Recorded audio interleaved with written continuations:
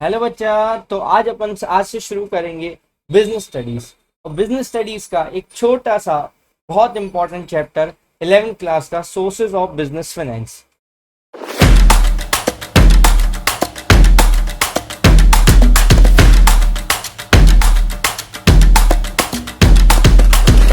सबसे पहले सवाल पैदा होता है कि बिजनेस फाइनेंस होता क्या है। शुरू करने से पहले हम समझते हैं फाइनेंस। फाइनेंस का मतलब होता है पैसा। और पैसा जब भी हमें पैसा चाहिए होता है तब हमारे पास अगर अवेलेबल हो तो उसको बोलते हैं फाइनेंस। तो बिजनेस फाइनेंस क्या होता है? ऐसा पैसा जो बिजनेस को चलाने के लिए चाहिए होता है तो उसको हम बोलते हैं बिजनेस फाइनेंस। तो अगर हम सिंपल सी लैंग्वेज में बात करें, फाइनेंस का मतलब होता है बिजनेस के लिए जब भी हमें पैसा चाहिए हो उसके लिए प्लानिंग करना, उसको रेस करना, उसको मैनेज करना कि जब भी हमें पैसा चाहिए हो तब हमारे पास अवेलेबल हो, ना ज्यादा ना कम। क्यों?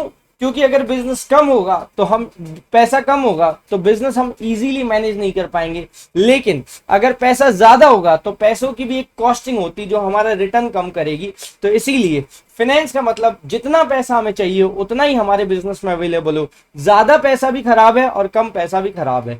तो इस चैप्टर में हम पढ़ेंगे सोर्सेज ऑफ बिजनेस फाइनेंस कि मतलब ये कहां कहां से ये पैसा आ सकता है, उसके क्या क्या सोर्सेज हैं, उसको हम इस चैप्टर में पढ़ेंगे। तो चलिए स्टार्ट करते हैं। तो बेसिकली सोर्स अगर हम बात करें उससे पहले हम पढ़ लेते हैं क्या क्या नीड है, हमें पैसा चाहिए ही क्यों है। तो बहुत सारे रीजंस हो सकते हैं और अगर हम इसकी लिस्ट बनाएंगे तो बहुत बड़ी लिस्ट बनेगी। तो अगर हम बात करें तो सबसे पहली बात करें, फाइनेंस रिक्वायर्ड होता है प्रोक्रूटमेंट ऑफ फिक्स्ड असेट, मतलब फिक्स्ड असेट को परचेज करने के लिए फाइनेंस चाहिए होता है। दूसरा, meeting day to day expenses, जो रोज के एक्सपेंसेस होते हैं बिजनेस में, सैलरी देना, कमीशन देना, वेजेस देना, वो इलेक्ट्रिसिटी बिल भरना, उनके लिए भी हमें क्या चाहिए होता है? पैसा चाहिए होता है। तो हम कहां से अरेंज करेंगे वो हम इस चैप्टर में पढ़ेंगे। तीसरा, वर्किंग कैपिटल रिक्वायरमेंट के लिए भी पैसा चाहिए होता है। वर्किंग कैपिटल जब हम बिजनेस चलाते हैं उसके लिए भी पैसा चाहिए होता है। जैसे हमें जस्ट टेक एन एग्जांपल, हमें सामान खरीदना है, हमें माल बेचना है, हमें ट्रांसपोर्टेशन चार्ज देना है, वो सब पैसों को हम मिला के क्या बोलते हैं? Working capital. बेसिकली अगर हम बात करें वर्किंग कैपिटल दो तरीके के होते हैं। पहला जो होता है वो होता है gross working capital. Gross working capital का सिंपल सा मतलब होता है जो भी हमारे पास करंट असेट्स होते हैं उनको हम बोलते हैं ग्रॉस वर्किंग कैपिटल। और दूसरा होता है net working capital. Net working capital का मतलब होता है current asset minus current liability. तो जितने भी हमारे पास करंट असेट है माइनस करेंगे अगर करंट लाइबिलिटी को तो हमें निकल आएंगे नेट वर्किंग कैपिटल। तो बेसिकली वर्किंग कैपिटल दो तरीके के होते हैं, ग्रॉस वर्किंग कैपिटल और नेट वर्किंग कैपिटल। तो चलिए, तो अगर अब हम समझे कि कौन कौन से सोर्सेस हैं, ये पूरा चैप्टर समराइज वे में कौन कौन से सोर्सेस हैं, हम कहां कहां से पैसा ले सकते हैं, उसको हम बोलते हैं सोर्सेज ऑफ रेजिंग फाइनेंस। तो सबसे पहले पहला जो फंड है वो ओनर्स फंड है, दूसरा जो फंड है वो बोरोस फंड है। ओनर्स फंड का मतलब सिंपल सी लैंग्वेज में बात करें, जब हम ओनर से पैसे लेते हैं, जब हम ओनर से पैसे लेते हैं तो हम उसको ओनर्स फंड बोलते हैं। और जब हम एज अ लोन या किसी बैंक से क्रेडिट पे पैसा लेते हैं तो हम उसको बोलते हैं बोरोड फंड। चाहे हम दोस्त से पैसे लें, चाहे रिश्तेदारों से पैसे लें, चाहे बैंक से पैसे लें, तो ये हमने उधार पैसे लिए तो इसलिए हम इसको बोलते हैं बोरोड फंड। और ओनर्स फंड, जब हम ओनर से पैसे लेते हैं तो उसको क्या बोलते हैं? Owners fund. तो बेसिकली ओनर्स फंड के अंदर तीन चीजें आती हैं, equity share, preference share, retain earning. तीनों को हम डिटेल में पढ़ेंगे। ऐसे ही सेम बोरोड फंड के अंदर debenture, public deposit, trade credit, loan from financial institution, loan from commercial bank और इंटर कॉर्पोरेट डिपॉजिट्स, ये सारी चीजें किसके अंदर आती है? बोरोड फंड्स के अंदर। तो हम सारी इन पूरे चैप्टर में इन सारी चीजों को डिटेल में पढ़ेंगे। तो शुरू करते हैं इक्विटी शेयर से। तो बेसिकली बात करें, जो सोर्सेस है हमने अभी समझ लिया। बोरोड फंड क्या होता है? जब हम किसी से बोरो करें या क्रेडिट पे सामान लें। और ओनर्स फंड क्या होता है? जब हम ओनर से पैसा लें। तो just take an example, Jethalal को अपनी दुकान के लिए पैसे चाहिए, गड़ा इलेक्ट्रॉनिक्स के लिए पैसे चाहिए। तो अगर जेठालाल अपने घर से पैसे दे रहा है तो वो कौन सा फंड हो जाएगा बेटा? Owner's fund. और अगर जेठालाल बैंक से एज उधार पैसे ले रहा है तो वो कौन सा फंड होगा? बोरोड फंड होगा। तो सबसे पहले आ जाते हैं इश्यू ऑफ शेयर। तो अगर हम बात करें जो शेयर से हम पैसे लेते हैं तो दो प्रकार के शेयर होते हैं, एक इक्विटी शेयर और दूसरा प्रेफरेंस शेयर। अब इनको हम बहुत डिटेल में पढ़ेंगे। जो शेयर्स होते हैं वो दो प्रकार के होते हैं। शेयर्स मतलब जैसे जस्ट टेक एन एग्जांपल, हमें 100 रुपए चाहिए, जस्ट एग्जांपल एक बिजनेस को, या 100 करोड़ रुपए चाहिए। अब 100 करोड़ रुपए एक बिजनेस में एक जना नहीं लगा सकता, तो हम क्या करते हैं, इस पूरी कैपिटल को छोटे छोटे हिस्सों में बांट लेते हैं। इस पूरी कैपिटल को छोटे छोटे हिस्सों में बांट लेते हैं और एक हिस्से को हम बोलते हैं शेयर। जैसे हमें 100 करोड़ चाहिए तो हमने इनको छोटे छोटे हिस्सों में 100 हिस्सों में बांट लिया और एक हिस्सा हो गया 1 करोड़ रुपए का, तो वो 1 करोड़ का एक हिस्सा क्या कहलाएगा, शेयर। और अगर हम पूरे शेयर्स की अमाउंट प्लस कर देते तो उसको बोलते हैं शेयर कैपिटल। तो जनरली शेयर्स को अगर हम बात बोलें कि share is the smallest unit in which owner capital of a company is divided. तो अगर हम बात करें तो जितनी भी ओनर्स कैपिटल है उसको छोटे छोटे हिस्सों में बांटे और एक हिस्से को हम क्या बोलते हैं बेटा, शेयर्स। शेयर जनरली कितने प्रकार के होते हैं, दो प्रकार के होते हैं। तो एक होता है इक्विटी शेयर और दूसरा होता है प्रेफरेंस शेयर्स। तो हम इनको डिटेल में पढ़ेंगे। हम पहले बात करें प्रेफरेंस शेयर्स की। तो अगर हम सिर्फ मीनिंग की बात करें तो प्रेफरेंस शेयर्स वो शेयर्स होते हैं जिनको हम प्रेफरेंस देते हैं। प्रेफरेंस शेयर्स वो शेयर्स होते हैं जिनको हम प्रेफरेंस देते हैं। प्रेफरेंस देने का मतलब क्या हुआ, बेसिकली अगर हम बात करें तो दो तरीके से प्रेफरेंस दे सकते हैं। अगर हम बात करें प्रेफरेंस देने की तो हम दो तरीके से उनको प्रेफरेंस दे दें। पहला, जब भी कंपनी वाइंड अप होगी, जब भी कंपनी वाइंड अप होगी, वाइंड अप का मतलब जब डिसॉल्व होगी, जब कंपनी बंद होगी, तो पहले प्रेफरेंस शेयर वाले लोगों को पैसे मिलेंगे और बाद में किसको शेयर में पैसे मिलेंगे, इक्विटी शेयर वालों को। तो पहली चीज समझ में आ गई। तो जब भी हम वाइंड अप होगी तो पहले कैपिटल रिफंड किसको करेंगे, प्रेफरेंस शेयर वालों को, और बाद में किसको करेंगे, इक्विटी शेयर वालों को। तो पहला प्रेफरेंस देंगे कैपिटल रिटर्न के लिए, दूसरा प्रेफरेंस देंगे डिविडेंड का। अब सर डिविडेंड क्या होता है पहले समझो। देखो, जब कंपनी को जो भी प्रॉफिट होता है ना, तो कंपनी खुद कुछ पैसे खुद के पास रखती है फ्यूचर के लिए, जिसको हम बोलते हैं रिटेन अर्निंग। कंपनी को जो भी प्रॉफिट होता है तो वो कुछ पैसे खुद के पास रखती है फ्यूचर के लिए, उसको क्या बोलते हैं, रिटेन अर्निंग। और कुछ पैसे वो शेयर होल्डर को दे देती है एज अ प्रॉफिट, और उस जो पैसे कंपनी प्रॉफिट का वो हिस्सा जो कंपनी शेयर होल्डर को दे देती है उसको हम क्या बोलते हैं, डिविडेंड। तो पहले डिविडेंड किसको मिलेगा, किसको मिलेगा, प्रेफरेंस शेयर वालों को, और बाद में डिविडेंड किसको मिलेगा, किसको मिलेगा, इक्विटी शेयर वालों को। तो प्रेफरेंस शेयर क्या होता है, अगर हम सिंपल सी लैंग्वेज में वाले बात करें तो ऐसे शेयर्स जिनको पहले प्रेफरेंस मिलता है। तो प्रेफरेंस दो तरीके के होते हैं, पहला जब वाइंड अप होगा तब प्रेफरेंस मिलेगा, कब की कैपिटल पहले प्रेफरेंस शेयर वालों को मिलेगी, और बाद दूसरा कौन सा, डिविडेंड। जब भी डिविडेंड देने की बारी आएगी तो पहले डिविडेंड किसको मिलेगा, प्रेफरेंस शेयर वालों को, और बाद में डिविडेंड किसको मिलेगा, इक्विटी शेयर वालों को। तो समझ में आ गया what do you mean by preference share. और अगर हम बात करें प्रेफरेंस शेयर, इक्विटी शेयर्स क्या होते हैं, ऐसे शेयर्स जो कि प्रेफरेंस शेयर्स नहीं होते वो इक्विटी शेयर्स होते हैं, मतलब जिनको प्रेफरेंस नहीं मिलता उनको हम क्या बोलते हैं, इक्विटी शेयर्स। तो अगर बात करें equity share means a share capital of a company including stock और common security issued under permanent owner fund. तो जनरली जो भी इक्विटी शेयर्स इशू होते हैं वो परमानेंट ओनर फंड होते हैं। परमानेंट ओनर फंड का मतलब क्या बोला मैंने, कि इक्विटी शेयर्स कभी भी रिफंड नहीं होंगे। मतलब अगर आप कंपनी ने इक्विटी शेयर्स इशू करे एक भी बार तो कंपनी उस पैसे को कभी भी रिफंड नहीं करेगी। तो अब बात आती है, अगर शेयर होल्डर्स को पैसे चाहिए वो बेच के, तो शेयर होल्डर्स वो स्टॉक मार्केट में जाकर वो शेयर्स किसी और इन्वेस्टर्स को बेचते हैं, कंपनी से वापस पैसा नहीं मिलेगा। तो जो भी इक्विटी शेयर्स के पैसे होंगे वो परमानेंट ओनर कैपिटल होंगे। और जो इक्विटी शेयर्स होते हैं वो भी दो प्रकार के होते हैं, equity share with equal right, equity share with differential right. Generally जितने भी इक्विटी शेयर्स होते हैं, अगर क्वेश्चन साइलेंट है तो हम ये मानते हैं कि equity share with equal rights है। मतलब जो इक्विटी शेयर्स होते हैं उनके पास होता है वोटिंग राइट्स, इक्विटी शेयर्स के पास होता है वोटिंग राइट्स, मतलब वो कंपनी में वोट कर सकते हैं। अगर उनका इक्वल राइट है, मतलब हर शेयर की वैल्यू सेम है, तो हम उसको क्या बोलते हैं, equity share with equal right. और अगर हर शेयर की वैल्यू सेम नहीं है तो हम बोलते हैं equity share with differential rights. Clear, चलो तो अब थोड़ा सा और अगर हम इसको डिटेल में करें तो बात करते हैं आगे। तो इक्विटी शेयर के फीचर्स क्या क्या होते हैं। तो पहला जो है वो प्राइमरी रिस्क बियरर होता है। जो इक्विटी शेयर होल्डर होता है वो प्राइमरी रिस्क बियरर होता है। इसका मतलब क्या हुआ कि इक्विटी शेयर को सबसे लास्ट में पैसे मिलेंगे, इक्विटी शेयर को सबसे लास्ट में पैसे मिलेंगे, इसीलिए जो भी रेसिडुअल इनकम होती है वो किसकी होती है, इक्विटी शेयर वालों को।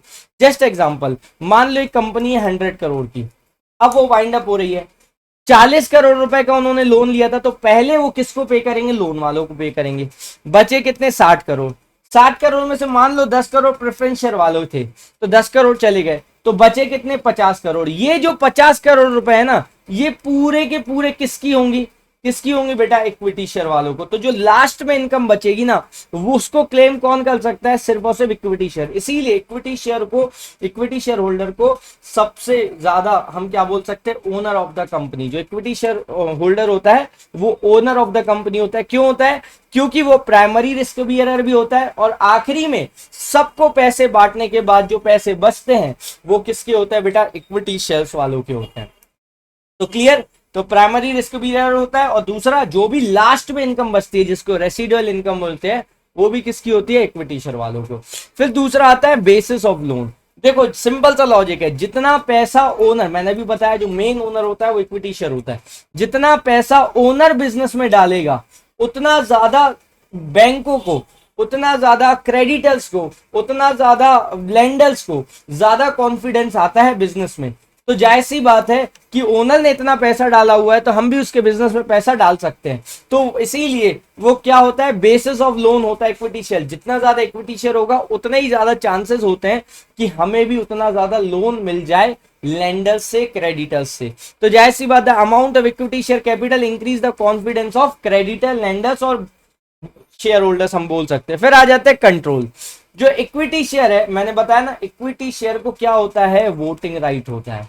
देखो प्रेफरेंस शेयर होल्डर के पास दो प्रेफरेंस होते हैं, पहला कि वो डिविडेंड पहले मिलेगा उनको, दूसरा अगर कंपनी वाइंड अप होती तो पहले आपको पैसे मिलेंगे, किसको, प्रेफरेंस शेयर वालों को, और बाद में किसको पैसे मिलेंगे, इक्विटी शेयर वालों को। तो अगर इक्विटी शेयर वाले कहेंगे तो हमें तो कुछ मिला ही नहीं, पैसे भी हमें लास्ट में मिल रहा है, प्रॉफिट भी हमें लास्ट में मिल रहा है, डिविडेंड भी हमें लास्ट में मिल रहा है, तो इक्विटी शेयर वालों को क्या मिलेगा, तो इक्विटी शेयर वालों को मिलता है वोटिंग राइट।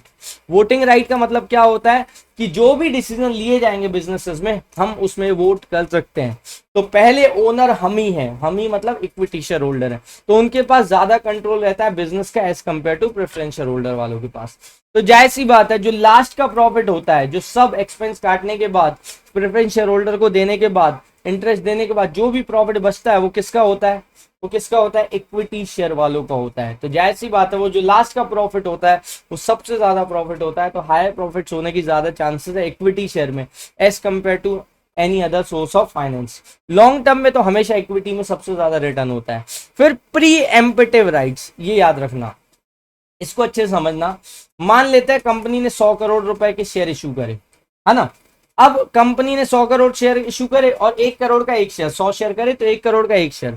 आपने 2 करोड़ शेयर खरीदे, 2 करोड़ रुपए के 2 शेयर खरीदे, मतलब 1 करोड़ का एक शेयर है तो 2 करोड़ रुपए के 2 शेयर खरीदे, मतलब आप उस कंपनी के कितने परसेंट ओनर हो गए, 2%। अब अगर कंपनी चाहेगी ना कि उस कंपनी को 100 करोड़ रुपए और चाहिए, मान लो कंपनी अगर बोल रही है कि मुझे 100 करोड़ रुपए और चाहिए, तो सबसे पहले 2 करोड़ रुपए आपको ऑफर किए जाएंगे कि क्या आपको 2 करोड़ रुपए के शेयर और चाहिए क्या, ताकि आपकी जो शेयर होल्डिंग 2% ही बनी रहे बिजनेस में। तो सबसे पहले आपसे पूछेंगे, तो ये आपके पास प्री एम्पिटिव राइट्स है कि आपको सबसे पहले पूछा जाएगा जब भी कंपनी शेयर इशू करेगी या कंपनी सबसे पहले आपको शेयर ऑफर करेगी कि क्या आपको खरीदना है।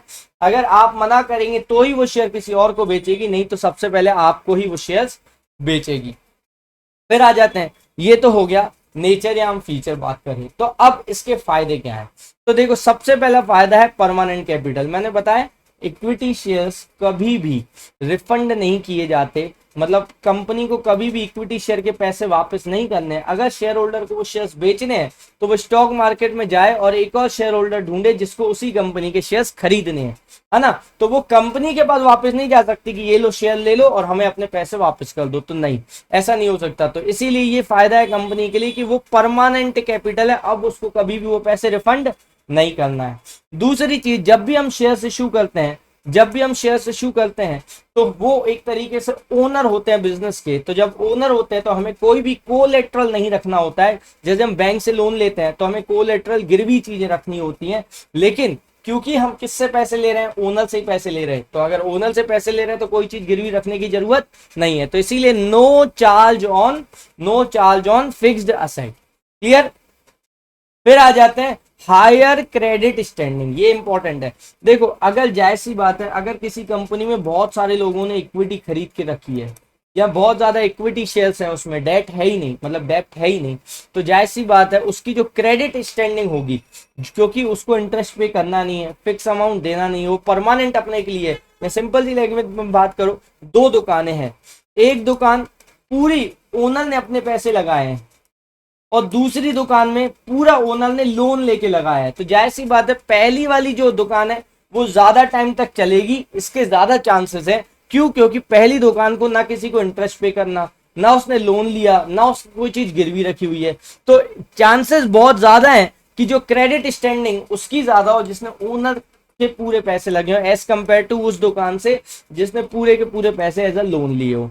फिर दूसरा आ जाते हैं huge fund. Generally equity shares जो है वो बहुत बड़े अमाउंट में हम इशू करते हैं, तो इससे हम बहुत ज्यादा फंड इकट्ठा कर सकते हैं, क्योंकि इसमें पूरी पब्लिक इन्वेस्ट कर सकती है। तो जनरली इक्विटी शेयर से जो फंड आता है वो बहुत ज्यादा अमाउंट होता है। फिर आते हैं, जाहिर सी बात है, मेरिट के साथ क्या आता है बेटा? डीमेरिट्स। ये कर्सर कहाँ आ रहा है? हमारे ऊपर गिर रहा है। चलो, तो पहला तो है रिस्क ऑफ फ्लक्चुएटिंग रिटर्न। तो मैंने आपको बताया कि ओनर को सबसे लास्ट में पैसा मिलता है, तो हो सकता है कि ओनर को प्रॉफिट की वजह उल्टा लॉस भी हो जाए, ऐसा भी हो सकता है ना। तो क्योंकि सबसे लास्ट में पैसे ओनर को मिलते हैं और ओनर को प्रॉफिट भी हो सकता है बहुत ज्यादा और लॉस भी हो सकता है, तो इसके जो रिटर्न है वो जैसे हमने एज अ लोन से पैसे लिए या हमने एज अ किसी को लोन उधार पे दिए, तो हमें पक्का पता है कि इस मंथ को इतनी तारीख को हमें पक्का इंटरेस्ट मिलेगा। लेकिन अगर हमने इक्विटी शेयर खरीदे तो हमें पक्का नहीं पता कि इतने डिविडेंड मिलेगा ही मिलेगा, कंपनी इतना प्रॉफिट करेगी ही करेगी। लेकिन अगर मैंने एज अ लोन किसी को पैसा दिया तो मुझे फिक्स रिटर्न मिलेगा ही मिलेगा। लेकिन शेयर्स में ऐसा नहीं होता, बहुत ज्यादा फ्लक्चुएटिंग रिटर्न होते हैं। फिर आ जाते हैं इनफ्लेक्सिबिलिटी, ये बहुत ज्यादा इंपॉर्टेंट। अब बहुत ज्यादा इनफ्लेक्सिबिलिटी रहती है, क्योंकि जो पैसे हैं कंपनी हमें कभी भी रिटर्न नहीं करती। अब जब कंपनी हमें कभी भी रिटर्न नहीं करती, और ऐसा जरूरी भी नहीं है कि मुझे एक ऐसा पर्सन स्टॉक मार्केट में मिल ही जाए जिसको वो उस कंपनी के शेयर्स खरीदने ही हो और मुझे बेचने ही हो, तो ये बहुत ज्यादा इनफ्लेक्सिबिलिटी है। मैं जब चाहे उस शेयर को नहीं बेच सकता हूं, क्योंकि स्टॉक मार्केट में बिल्कुल जरूरी नहीं कि वो शेयर्स को खरीदने के लिए लोग हो ही, है ना, उस कंपनी को खरीद, तो इसीलिए बहुत ज्यादा इनफ्लेक्सिबिलिटी रहती है इक्विटी शेयर्स में। दूसरा, अब आ जाते तीसरा, लीगल फॉर्मेलिटीज बहुत ज्यादा रहती हैं। हालांकि ये वाली बोल सकते हैं, जब इक्विटी शेयर इशू करते हैं कंपनी तो उसको बहुत ज्यादा लीगल फॉर्मेलिटीज करनी पड़ती हैं, है ना। इवन दो जो अंडरराइटर होता है, मतलब जो कंपनी जैसे मान लो 100 करोड़ रुपए लेने गई पब्लिक से स्टॉक मार्केट में, तो पब्लिक को कम से कम 90 करोड़ के शेयर खरीदने ही होंगे, तभी मतलब 90% पब्लिक को सब्सक्राइब करने ही होंगे, नहीं तो वो कंपनी स्टॉक मार्केट में फिर कभी नहीं आ पाएगी और शेयर भी इशू कभी नहीं कर पाएगी। और ये जो 90 करोड़ से कम अगर उसको मिलता है तो वो रिफंड करना पड़ेगा। तो बहुत ज्यादा लीगल फॉर्मेलिटीज होती हैं इक्विटी शेयर से पैसे लेने में। फिर issue depend on market condition. देखो दो कंडीशन होती है, एक बुल और एक बियर। सिंपल सा लॉजिक की अगर हम बात करें, बुल कंडीशन कौन सी होती है? बुल कंडीशन जब स्टॉक मार्केट ऊपर जाता है, जब सबको भरोसा होता है कि हाँ इक्विटी में बहुत रिटर्न आएगा, सब लोग जब शेयर खरीदते हैं तो उस कंडीशन को हम कौन सी कंडीशन बोलते हैं? बुल। और बियर कंडीशन कौन सी होती है? जब स्टॉक मार्केट नीचे आता है। तो बुल कंडीशन में तो हम इजीली पैसा अरेंज कर लेते हैं इक्विटी के थ्रू, लेकिन बियर कंडीशन में शेयर इशू करना बहुत मुश्किल है। तो बात करें तो ये जो बहुत ज्यादा मार्केट कंडीशन के ऊपर डिपेंड रहता है कि शेयर्स में बूम आएगा, या हम बोल सकते हैं बूम फेज चल रहा है कि बियर फेज चल रहा है। क्लियर। फिर आ जाते हैं सेकंड, प्रेफरेंस शेयर्स। तो प्रेफरेंस शेयर्स हमने ऑलरेडी पढ़ा। प्रेफरेंस शेयर्स क्या होते हैं? जिनको हम प्रेफरेंस देते हैं। तो दो तरीके के प्रेफरेंस दिया जाता है, पहला पेमेंट ऑफ डिविडेंड और दूसरा repayment of investment in case of winding up. तो जब कंपनी बंद होगी तो पहले पैसे किसको मिलेंगे? प्रेफरेंस शेयर वालों को। जब कंपनी बंद हो, जब डिविडेंड आएगा तो पहले डिविडेंड क्या बोला? प्रॉफिट का वो हिस्सा जो शेयर होल्डर को मिलता है। तो जब डिविडेंड सबसे पहले किसको मिलेगा? प्रेफरेंस शेयर वालों को। कंपनी बंद होगी, किसको सबसे पहले मिलेगा? किसको मिलेगा? प्रेफरेंस शेयर वालों को। तो अब इक्विटी वाले कहेंगे हम इक्विटी खरीदें क्यों? तो इक्विटी वालों को एक बहुत बड़ा राइट मिलता है जिसको हम क्या बोलते हैं? वोटिंग राइट, जनरली, जो कि प्रेफरेंस शेयर वालों को नहीं मिलता। चलो, तो अगर हम इसके फीचर्स की बात करें तो पहला क्या बोला? Fix rate of dividend. मैंने अभी बताया कि प्रेफरेंस शेयर वालों को डिविडेंड फिक्स रेट पे मिलता ही है। और जो आखिरी का डिविडेंड होता है वो किसका बचता है बेटा? इक्विटी शेयर वालों का। कंपनी बहुत प्रॉफिट कमाएगी तो मिल जाएगा किसको? इक्विटी वालों को बहुत फायदा होगा। कंपनी बहुत लॉस कमाएगी तो लॉस किसको होगा? इक्विटी शेयर वालों को। याद रखना, डिविडेंड चाहे इक्विटी वालों को चाहे प्रेफरेंस वालों को देंगे तो तभी जब प्रॉफिट होगा। लॉस में जाके डिविडेंड नहीं दे सकते, क्लियर? लेकिन हाँ, अगर प्रॉफिट हुआ है तो पहले किसको मिलेगा? प्रेफरेंस वालों को। लेकिन लॉस में प्रेफरेंस वालों को भी डिविडेंड नहीं मिलेगा। फिर आ जाते हैं नो सिक्योरिटी। तो मैंने बताया ऑलरेडी, चाहे इक्विटी शेयर हो चाहे प्रेफरेंस शेयर, दोनों ही ओनर होते हैं कंपनी के, तो इसीलिए इसके लिए कोई सिक्योरिटी की भी जरूरत, कोई गिरवी चीज रखने की जरूरत नहीं है। फिर आ जाते हैं वोटिंग राइट। मैंने अभी बोला वोटिंग राइट किसको मिलते हैं? जनरली इक्विटी शेयर को। एक्सेप्शनल केस में प्रेफरेंस वालों को भी मिल सकते हैं, लेकिन जनरली अगर कुछ नहीं दिया है तो इक्विटी शेयर होल्डर्स के पास वोटिंग राइट होता है, लेकिन प्रेफरेंस शेयर वालों को वोटिंग राइट्स नहीं होता। फिर आ जाते हैं हाइब्रिड सिक्योरिटी। ये क्या होता है? देखो, एक तरीके से जो प्रेफरेंस शेयर वाले होते हैं ना, वो एक तरीके से सेफ भी है और अनसेफ भी है। मतलब प्रॉफिट हुआ तो इक्विटी शेयर वालों को जरूरी नहीं कि डिविडेंड मिले ही। प्रॉफिट होने के बाद भी हो सकता कि कंपनी ये सोचे कि हम अपने पास ही रख ले रहे, शेयर होल्डर को नहीं दे रहे। लेकिन प्रेफरेंस वालों को तो भी डिविडेंड मिलता ही है क्योंकि फिक्स रेट ऑफ डिविडेंड है। तो ये एक तरीके से डेट की चीज होती है, जो डेट होते हैं उसकी चीज होती है। तो प्रेफरेंस शेयर वालों को डेट का ये फायदा मिल गया कि उनको फिक्स्ड इनकम मिलनी है अगर प्रॉफिट हुआ तो। और साथ में वो एक तरीके से ओनर भी बन गए और डेट भी दे दिया। तो ये एक तरीके से हाइब्रिड, मतलब दोनों है, डेट भी है और इक्विटी भी है। ये एक तरीके से हाइब्रिड सिक्योरिटी भी हम बोल सकते हैं। कुछ चीजें जिसमें इक्विटी की हैं और कुछ चीजें किसकी है? डिबेंचर की या लोन की है। चलो, तो अब बात करते हैं प्रेफरेंस शेयर के टाइप की। चलो, तो अब समझना क्यूमुलेटिव प्रेफरेंस शेयर्स क्या होते हैं। देखो, क्यूमुलेटिव प्रेफरेंस शेयर्स क्या होते हैं?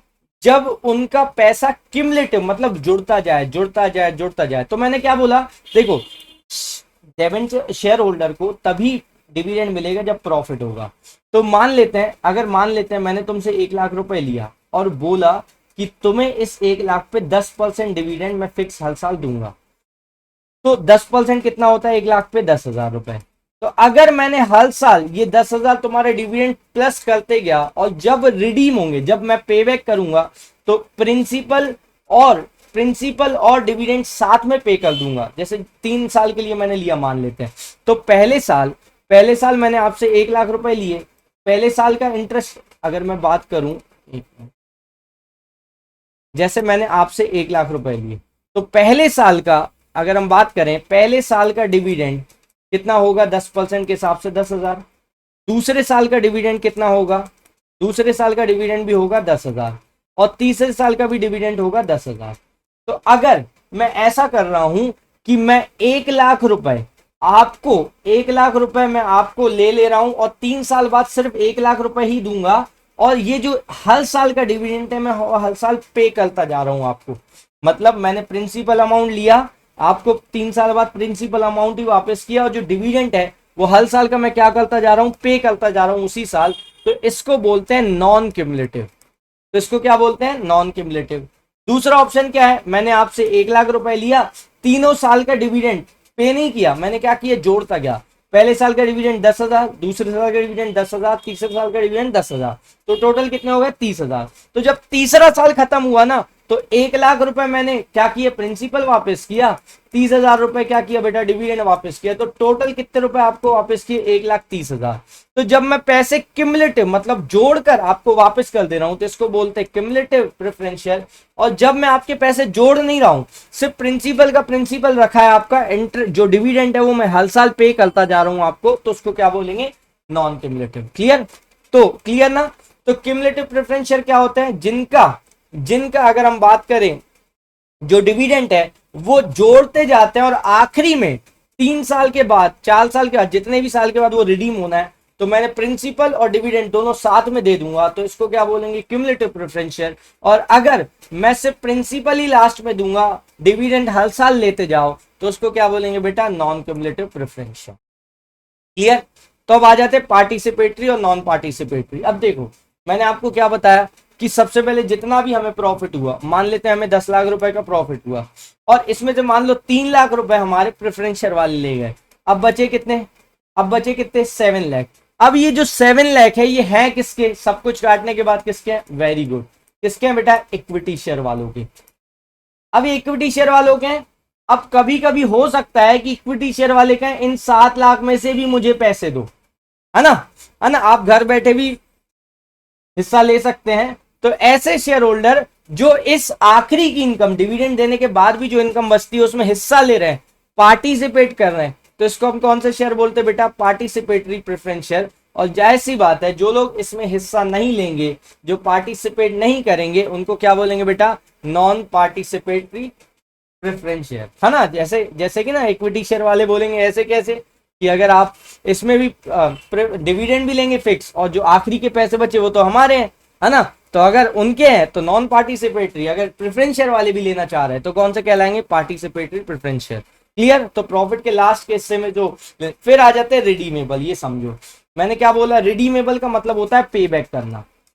रिडीमेबल का मतलब क्या होता है बेटा, पे बैक करना। जैसे जस्ट टेक एन एग्जांपल, 2010 में तुमने मेरे से पैसे लिए 10 लाख रुपए, ठीक है, और अब क्या आ गया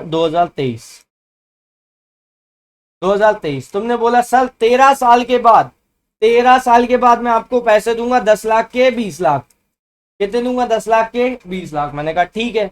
अब 2023 आ गया, तो जब 2010 में कंपनी ने, जब मैं मान लो मैं कंपनी हूं, तुम लोग शेयर होल्डर हो, तो जब 2010 में कंपनी ने, मेरे हिसाब से समझना, जब कंपनी ने शेयर इशू करे तो उसको बोलते हैं इशू करना, है ना। जब कंपनी ने शेयर इशू करे और पैसे लिए तो इशू बोलते हैं। जब 2023 आ गया मान लो अभी, तो 2023 में जब कंपनी ये शेयर के पैसे पे बैक करेगी और अपने शेयर्स वापस लेगी, प्रेफरेंस शेयर, याद रखना इक्विटी शेयर कभी भी पे बैक नहीं हो सकते।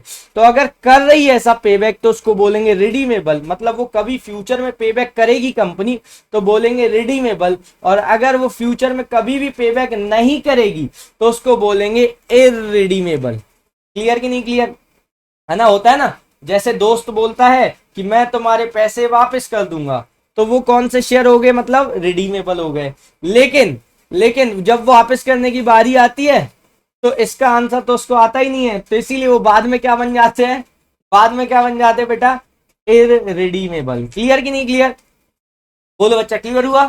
तो रिडीमेबल का मतलब जो शेयर्स पे बैक होंगे फ्यूचर में जाके, कंपनी उसके पैसे वापस करेगी, शेयर वापस लेगी। इररिडीमेबल का मतलब जब कंपनी शेयर कभी भी उसके पैसे वापस नहीं लेगी। इक्विटी शेयर हमेशा इररिडीमेबल होते हैं। क्लियर। चलो अब आ जाते हैं, ये देखो कन्वर्टेबल।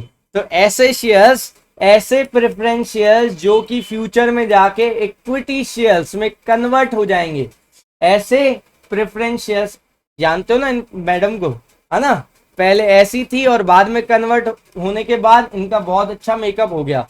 तो ये कौन से ऐसे शेयर जो प्रेफरेंस शेयर से कौन से शेयर्स बन जाएंगे बेटा, कौन से शेयर्स बन जाएंगे बेटा, इक्विटी शेयर्स। मतलब ऐसे जो शेयर जो फ्यूचर में इक्विटी शेयर में कन्वर्ट हो जाएंगे तो उनको हम क्या बोलेंगे, इक्विटी शेयर्स। और ऐसे शेयर्स जो कि फ्यूचर में कन्वर्ट नहीं होंगे, ये देखो भैया 30 साल पहले भी ऐसे ही थे और आज भी ऐसे ही हैं। तो ऐसे शेयर जो फ्यूचर में कन्वर्ट नहीं होंगे, मतलब वो प्रेफरेंस के प्रेफरेंस शेयर ही रहेंगे, उनको हम कौन से शेयर्स बोलेंगे बेटा, नॉन कन्वर्टेबल शेयर्स। तो टोटल 8 प्रकार के शेयर्स होते हैं। क्लियर कि नहीं क्लियर।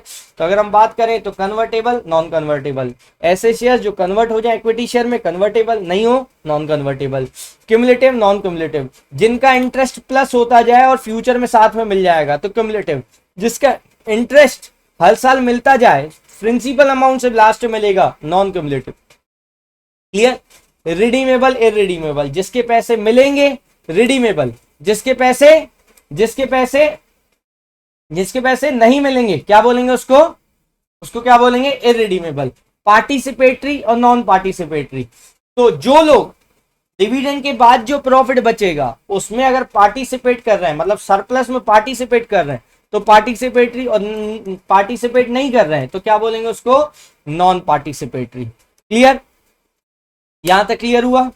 चलो, तो अगर हम बात करें तो इसके क्या क्या फायदे हैं, एडवांटेज हैं, तो पहला की अगर हम बात करें तो सबसे पहले आते हैं help in collect large amount of fund. Generally equity share में लोग इन्वेस्ट करते हैं ज्यादा, लेकिन अगर हमें और शेयर चाहिए तो हम उनको प्रेफरेंस देते हैं, इक्विटी से ज्यादा प्रेफरेंस देते हैं, जिससे हमारे पास ज्यादा फंड आता है। फिर नो फिक्स लायबिलिटी, ये भी एक फायदा है। मैंने बोला डिविडेंड तभी देना है, भले हमने फिक्स कर दिया 10% देंगे, लेकिन वो भी तभी देंगे जब प्रॉफिट होगा, लॉस में जाके नहीं दे सकते। लेकिन अगर हमने बैंक से लोन लिया तो फिर चाहे प्रॉफिट हो चाहे लॉस हो, हमें 10% मान लो फिक्स किया है तो 10% देना ही पड़ेगा। तो पहला, ज्यादा अमाउंट चाहिए, बहुत कलेक्ट करना अमाउंट, तो हमें क्या करना पड़ेगा, ये प्रेफरेंस शेयर भी इशू करने पड़ेंगे, एक तरीके से ये भी सोर्स है। और दूसरा क्या है बेटा, no fixed investment, fixed liability, तो इसमें कोई फिक्स लायबिलिटी नहीं होती कि हमें इंटरेस्ट देना ही देना है, इसकी कोई फिक्स लायबिलिटी नहीं होती। फिर आ जाते हैं नो इंटरफेरेंस, क्योंकि इनके पास वोटिंग राइट नहीं होता। अब वोटिंग राइट नहीं होता तो ये ज्यादा इंटरफेयर भी नहीं कर पाते, लेकिन इक्विटी शेयर वाले बहुत इंटरफेयर कर सकते हैं, क्योंकि उनके पास क्या है, वोटिंग राइट, है ना, है ना। वोटिंग राइट से तो सरकार मोदी जी चेंज हो सकते हैं, तो ये तो फिर भी अगर हम बात करें तो ये तो फिर भी कंपनी के डिसीजन है। नो चार्ज ऑन असेट, मैंने बोला अगर मान लो जस्ट टेक एन एग्जांपल, अगर उनको पैसे चाहिए तो अगर हमने एज अ लोन पैसे लिए, तो हमने कोई चीज गिरवी रखी हुई है, कोई असेट गिरवी रखा हुआ है, तो वो चाहे तो उस असेट को बेचकर, वो उस असेट को बेचकर भी पैसे निकाल सकते हैं। लेकिन प्रेफरेंस शेयर होल्डर वालों के पास ये राइट नहीं होता कि वो हमारे असेट्स बेच के पैसे ले नहीं सकते। Clear, clear. फिर आ जाते हैं वेराइटी, मैंने अभी बताया टोटल 8 प्रकार के टाइप्स ऑफ प्रेफरेंस शेयर होते हैं। तो प्रेफरेंस शेयर में भी हमारे पास वेराइटी होती कि कौन सा शेयर इशू करना है, किस टाइप का शेयर इशू करना है, उसी टाइप का हम इशू करेंगे, cumulative, non cumulative, convertible, non convertible, etcetera. फिर आ जाते हैं ट्रेडिंग ऑन इक्विटी, ये इंपॉर्टेंट है, ठीक है। अब देखो ट्रेडिंग ऑन इक्विटी क्या होता है कि हम कैसे किसी एक सोर्स ऑफ फाइनेंस को यूज करके, 12th क्लास में इसको बहुत डिटेल में पढ़ोगे, लेकिन हम एक बार एक चीज में समझे कि कैसे हम किसी एक सोर्स ऑफ फाइनेंस को यूज करके दूसरे सोर्स ऑफ फाइनेंस का हम बोल सकते हैं रिटर्न बढ़ाते हैं, उसको हम क्या बोलते हैं, ट्रेडिंग ऑन इक्विटी। या हम ये बोलें कि इनका जो rate of dividend of fix है, मान लो कंपनी ने 50% कमाया, तो भी प्रेफरेंस शेयर वालों को फिक्स है कि 10% ही देना है, उससे ज्यादा उनको नहीं देना है। तो जो ऊपर की इनकम है वो कंपनी या इक्विटी शेयर होल्डर वालों की रहेगी। क्लियर कि नहीं क्लियर। तो इनका जो डिविडेंड का रेट है वो क्या है बेटा, फिक्स है। क्लियर। तो इसकी वजह से फायदा किसको मिलता है, इसकी वजह से अगर ज्यादा प्रॉफिट हुआ तो फायदा किसको मिलता है, इक्विटी वालों को। क्लियर। तो इसी को बोलते हैं हम ट्रेडिंग ऑन इक्विटी। चलो, तो जैसी बात है, फायदे के साथ साथ क्या आते हैं, नुकसान भी आते हैं। तो पहला तो वही जो फायदे नुकसान उनके हैं, सेम सेम फायदे इनके हैं। तो पहला नुकसान है, पहला है फ्लक्चुएटिंग एंड लोअर रिटर्न। अब लोअर रिटर्न जायज सी बात है, क्योंकि इसमें भी डिविडेंड फिक्स तो रहता है, लेकिन तभी मिलेगा जब प्रॉफिट होगा, नहीं होगा तो नहीं होगा। तो इसमें भी बहुत ज्यादा लो रिटर्न भी हो सकते हैं। इवन हो सकता है कि 10% हमने इंटरेस्ट उनसे वादा किया हो, डिविडेंड वादा किया हो, लेकिन हमारा प्रॉफिट ही 2% हुआ है, तो उस साल उनको सिर्फ डिविडेंड 2% मिलेगा, 10% नहीं मिलेगा। तो बहुत ज्यादा रिटर्न जो है वो ज्यादा फ्लक्चुएटिंग है। Dividend is not treated expense. अब ये इंपॉर्टेंट है, देखो डिविडेंड पे टैक्स लगता है, याद रखना। अगर हमने बैंक से पैसे लिए और उस पे इंटरेस्ट पे किया तो उस पे टैक्स नहीं लगता। लेकिन अगर मैंने प्रेफरेंस शेयर से पैसे लिए, अगर मैंने प्रेफरेंशियल से पैसे लिए और उनको डिविडेंड पे किया, तो हमें क्या करना पड़ेगा, टैक्स पे करना पड़ेगा। क्लियर। तो इसीलिए हम ये बोल सकते हैं कि जो डिविडेंड है वो एक्सपेंस ट्रीट नहीं होता। जब एक्सपेंस ट्रीट नहीं होता, इसीलिए उस पर क्या लगता है, टैक्स लगता है। क्लियर है ना। इसीलिए उस पर कौन सा टैक्स लगता है, इनकम टैक्स लगता है। फिर आ जाता है नो वोटिंग राइट। तो मैंने अभी बताया ये भी एक बहुत बड़ा नुकसान है प्रेफरेंस शेयर वालों को, कि उनको कोई वोटिंग राइट नहीं मिलता। वोटिंग राइट किसको मिलता है, इक्विटी शेयर वालों को। और फिक्स्ड ऑब्लिगेशन, तो मैंने अभी बताया कि हम असेट्स जो है ना, प्रेफरेंस शेयर, देखो अगर बैंक से लोन लेते हो तो बैंक वाले असेट बेच के भी अपने पैसे निकाल लेंगे, लेकिन इक्विटी प्रेफरेंस शेयर वालों को या इक्विटी वालों को ये कोई राइट नहीं है। पहले उनको बैंक वालों को पैसे देने पड़ेंगे और उसके बाद भी वो अपने असेट बेच के पैसे नहीं निकाल सकते। जब तक कंपनी चल रही है तब तक वो पैसे नहीं निकाल सकते हैं। तो फिक्स्ड ऑब्लिगेशन। तो यहां तक था इक्विटी शेयर और प्रेफरेंस शेयर। तो बेसिकली ये दो बड़े फंड थे ओनर्स फंड के, कि कहां कहां से कंपनी एज अ ओनर बना के किसी से पैसे लेती है। तो आज के लिए इतना ही, इसको बहुत अच्छे से पढ़ लेना, अच्छा लगे तो सब्सक्राइब करना, और कुछ भी डाउट है then let me know in comment, और अपने उन दोस्तों को ये वीडियो शेयर करो जिसको इसकी बहुत ज्यादा जरूरत है। तो आज के लिए इतना ही, थैंक यू वेरी मच।